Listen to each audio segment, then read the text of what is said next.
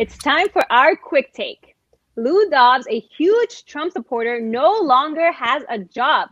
Fox News canceled his high-rated show, Lou Dobbs Tonight. The official reason given by Fox News about the cancellation is a post-election programming adjustment. Waddy, JP, what's your quick take? I don't know if I'm buying their actual reason. I think there's a little bit more to that than what they're saying. A lot of people are pointing to the fact that his show is now being sued, or Fox News is being sued because of something he said on the show related to election fraud, related to one of the digital or technology companies that deals with our election. So I think there's a little bit something bigger there. You don't just get rid of one of your highest rating shows. There has to be more to the story. Lou Dobbs. Goodbye. I remember when he was on CNN. I have no love for this guy. He uses cheap fear-mongering tactics. He's a huge anti-immigrant. He uses old tactics to create hysteria within his audience. High ratings, maybe, but very poor quality, very poor taste. I'm not going to miss him. Wow, JP, tell us how you feel. And let me tell you guys how Trump feels about him. Let me tell you guys, Lou Dobbs is and was great. Nobody loves America more than Lou. He had a large and loyal following that will be watching closely for his next move, and that following includes me. That's what Trump said about him. Also, I want to let you guys know he is still under contract, so Lou Dobbs is still getting paid, even though he's not on air. Hey, it's the risk they took, and now they have to definitely pay him. But at the same time, am I shocked that Trump supports him? No. Let's move on to the controversy surrounding the NBA All-Star Game.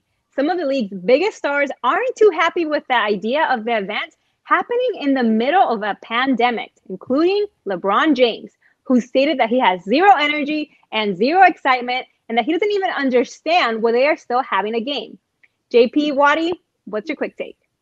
What this really looks like here is bad communication between the NBA league office and the players. Definitely a job for Brendan Gassaway. Shout out. He was on a show last season. He is now the NBA social player development, just recently hired. But it looks like it for the player of your league, LeBron James, to come out and say that he was blindsided that they're having an all-star game, says that this wasn't internally discussed with the players, and the league made an internal decision without the approval of their players.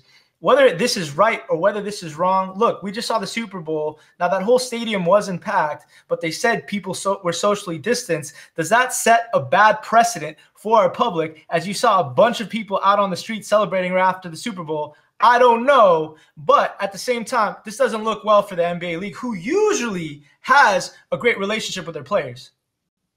Or, JP, does the Super Bowl actually show that you can host a big event where people social distance and go at the same time? The people who are out in the streets might be different than people attending. Well, if there is miscommunication here, but I think you're going to get a mixed bag of opinions from the players. Yes, LeBron is the biggest superstar and very vocal, but I'm curious to hear about what new players got to do. Rookies, upcoming stars, people who have never been able to compete in an all-star game. This would have been their first time, and for some players, this might have been their last time. So I think you're going to get a mixed bag. Some players who are not happy about it, and some players who are excited about the opportunity to join the All-Star game. LeBron James probably just wants to go home, be with his family, stop being on the road, stop risking putting his family at risk. And, you know, he's been in the league for so many years, so he probably, yeah, he's been in that All-Star game how many times, guys? I mean, I don't really know because I don't follow him that much. But he definitely just wants to be home and wants to be safe. We are in a pandemic. This is a special circumstance. I do feel bad for the rookies, but again, this is a special circumstance and they're young. There will be other games. Let's change the subject and talk about love, since we are getting close to Valentine's Day. Just a few days ago, a special couple who happens to be JP's parents celebrated their 35th wedding anniversary and renewed their vows in an intimate ceremony. JP, Waddy, what's your love quick take? Happy Valentine's to our whole audience, but more importantly, happy Valentine's to both my parents, who for 35 years have shown me what true love is and exemplified what it means to actually love one another under God and then sacrifice everything for your family. I think why I connected with so many people is because right now during this pandemic, everyone's looking for that hope and that love and that faith, and know that that still exists. I'm hoping I can find that one day. I don't know. What about you? Why did you like the video?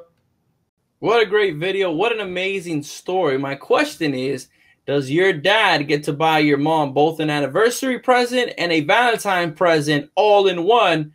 Or does the poor guy have to buy 2 gifts in February? All right, we got to bring back Jessica Dominguez for this. Abogada, cuéntenos de su gran día. Well, Claudia, I have to tell you, it was such a beautiful day, especially because we were surrounded by so much love and so much grace. Everyone needs to know that a day before the ceremony, we didn't even have a church. That's how good God is. And he just put everything in order. Pastor Toll, who's the same pastor that renewed our vows 10 years ago, was there. I wore the same dress. Well, I'll be honest, it was a little bit big on me. Yay!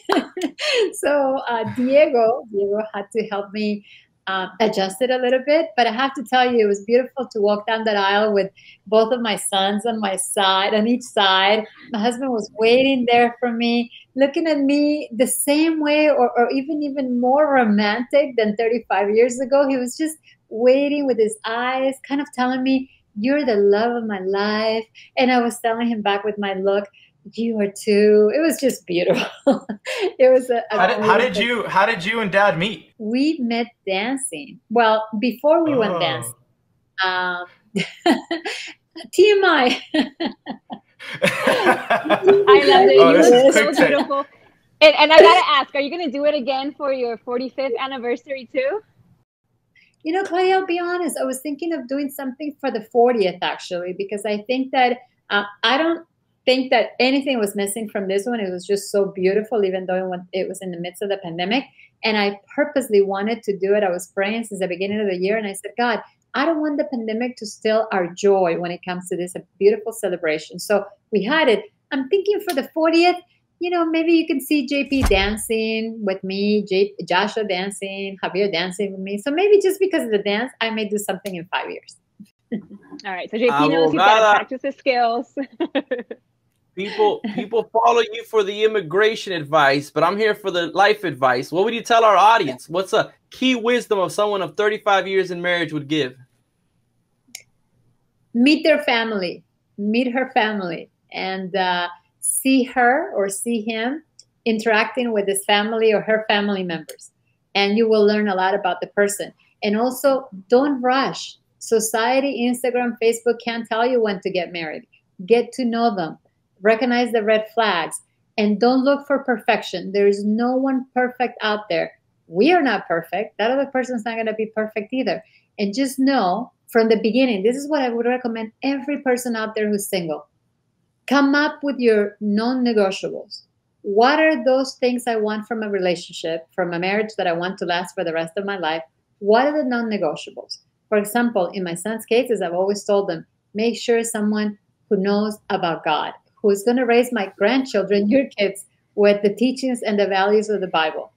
That's definitely a non-negotiable. It was a non-negotiable for my husband when he met me. The others, I'm going to leave up to you. And the other 69%, because studies reflect this, there's no perfect relationship. 69% of the time, you're not going to agree. He may not put his shoes where he needs to put his shoes. He may not know how to cook, and vice versa. She may not know how to iron, but that's okay. That's a negotiable. You don't need to learn. No, you're not going to be able to change him, and you're not going to be able to change her. So just come up with your non-negotiables since the beginning, and just learn how to sacrifice and love, because it's worth it. Wadi, if you want to come over and hear this every day, you're very welcome to, because these tips I hear every day of my life. Nadie es profeta en tu tierra, so yeah. I'm definitely taking it in. I'll say that. Thank you so much, Abogada Latina. Thank you for inviting me. Love you guys. Take care. Keep up the good work. Very proud of you. Outside the box, fam. You have made it to the end of the video. With that being said, I have a very, very important message. Subscribe to this YouTube channel because you can get all our episodes, all our commentary, all the interviews, all the latest. Smash that like button. Leave us comments because we're going to be interacting with you guys. See you guys soon.